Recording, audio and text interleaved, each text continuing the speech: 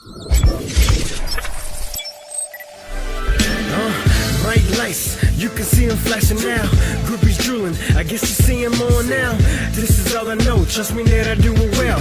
You can ask Nas, he'll say it ain't hard to tell. All my life, they said I was an underdog, but every time I get the rock, you see that I can score. I'm a winner, cause shawty, I done lost a lot. I just stay me and you can see some Vincent Pop. Round them up, and you can watch me break them down. I heard them laugh before, you can see who's laughing now. They talked about me, now they claiming that they love me. Call me many things, promises cause they don't know me. It's your boy, Ski Master Great, back at it again. Today we talking backups. Backup quarterback is the best position in sports. Fact, I get drunk all the time. I don't show up to class. And just like that, just like being the real quarterback, but no pain. That's Alex Moran from Blue Mountain State. If you've never seen it, season 1, check it out. I think it's on Netflix. That's where I saw it. I don't know if it's still on there. But yeah.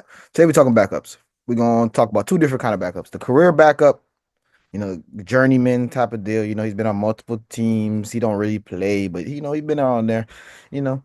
And then you got your type that's either been given a shot that he was a backup and then they give him a shot, or he was the starter and then he went to being a backup and then somebody else gave him a shot. So the first kind, career backup, we're talking about clipboard Jesus, Charlie Whitehurst. So just a quick overview. Charlie Whitehurst made $17.5 million in his 10-year career across 5 teams: Chargers, Seahawks, Titans, Colts, Browns. I believe he played for the Chargers twice in there. In his 10-year career, he started 9 games. 9 games. 25 games played total, but 9 starts.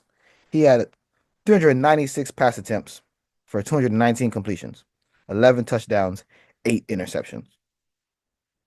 Now, based on earnings and plays, that means he was making $80,000 a pass completion, 44,000, sorry, 44,000 an attempt.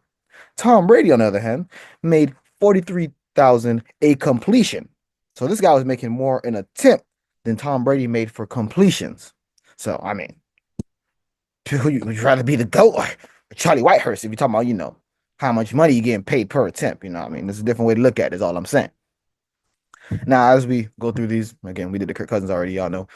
How does this happen? Well, in Charlie Whitehurst's case, it happened for a couple of reasons. Because first of all, he was drafted in the 3rd round. So, he got a significant chunk of that in that first contract with the Chargers. And then after that first contract ran out, he also did a 2-year, $8 million deal with the Seahawks. So good money coming without really playing. So like I said, brother barely played, and he made 17.5 M's. Have you heard of Charlie Whitehurst? I mean, I know who he is because I'm a football nerd or whatever. But again, 44,008 pass attempt. That he don't even got to make the throw happen. He getting 45,000 based on how much he made already. Obviously, they didn't sign the contract like, yo, every time you throw the ball, you're finna get 45,000. No, but at the end of his career, that is what it ended up being. So I mean, it's kind of wild. I believe he should be inducted to the Ski Mask Hall of Fame. Sound like Ski Mask potential to me. And if not him, we have another example. The guy who got his shot. And actually, when I was doing the research, if you would have told me beforehand which one of these dudes had a long career, I would have said this dude. I'm about to say Brock Osweiler, but I would have been incorrect. Brock Osweiler, on the other hand, also known as the Lobster, apparently. I learned in my research. I don't know and people are arguing, is it because he lobs the ball, or is it because Brock and Lobster? It doesn't matter. We're not getting into that.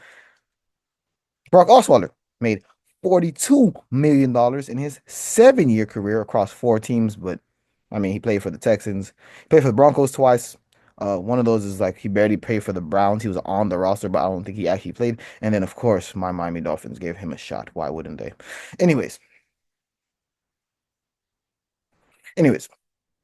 Osweiler was the backup in Denver up until 2015. Well, he was still the backup, but 2015 is when he got his shot as a starter for a temporary time. Obviously, if you don't know, at the time, Peyton Manning was the starting quarterback. So in 2015, Peyton Manning goes down. I believe it was a neck injury. I could be wrong. His neck had been injured before, so that's why my brain is assuming it's a neck injury again. I could be incorrect. I don't remember. That wasn't the important part to me when I was doing this research. And then while Peyton Manning was out, Brock Osweiler led the Broncos to a 5-2 record, including one game that Peyton Manning was good enough to come back in, but they decided let's rest them up another extra game, and they did end up winning that game, so it was no problem. Um, so before the playoffs started, Peyton Manning got his job back, and then obviously they went on to win the Super Bowl that year. So Brock Osweiler was a big part of that, or at least that's the perception. He played well. He had, in a decent time, even though the 3 years before that, he did squat.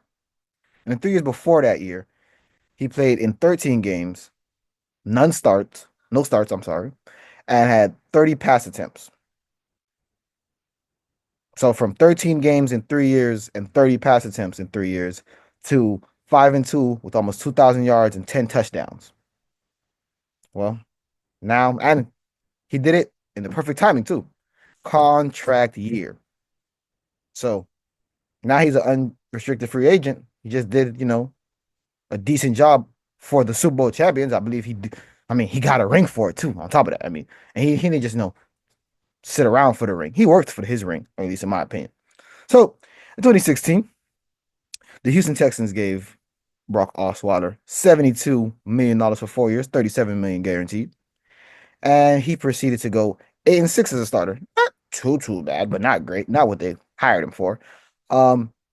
He had almost 3,000 yards, so that means in how many more? In 8 more games, he had 1,000 more yards. It depends how you want to look at that. Could be good, could be bad. Nothing that you can't look at it just like that and know what happened. He had 15 touchdowns, 16 interceptions. Doesn't sound too good. And if you do the math, at this time we didn't have 17 games. We have now. We had 16, and he did miss a game because he was pulled because he had back-to-back interceptions in the first half.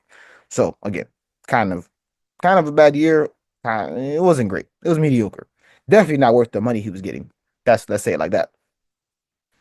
And during that last game before, so somehow through all of this, even though he was benched, that player he was benched for, Tom Savage, actually got injured.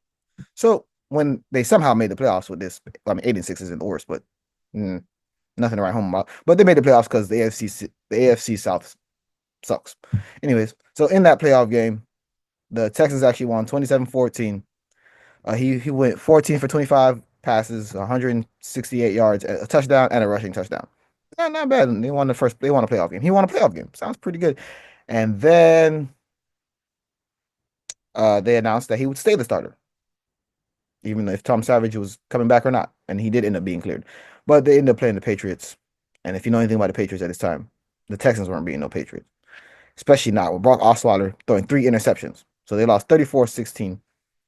And he was there after traded to the Browns. And some really creative cap maneuvering. Go look into that. Or I might do a video on that if that's something you guys are interested in. And then he was released.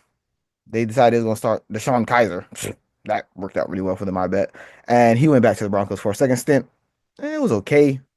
And then he was back up in Miami for a little bit. Ryan Tannehill actually went down. So he ended up playing in 7 games, had 6 touchdowns, 4 interceptions, and with almost 1,300 yards. So, which one of these dudes do you think should be inducted to the Ski Mask Hall of Fame? Which career would you rather have? Charlie Whitehurst. Not a lot of people know him, but made decent amount of money without really doing much. Or Brock Osweiler, who got his shot, made a lot of money, kind of known for, stepping in, doing a decent job in the year up to the Super Bowl, and then not having a good job when it was actually his time to shine. Which again, it's one way to look at it, another way to look at it. Who knows? But it's been another episode of the Ski Mask Hall of Fame. We got more coming your way. Give me some suggestions in the comments. Like, share, subscribe, all that goodish. I go against me win, cause everything I am is cause of everywhere I've been. They bet against me, now you see they double up.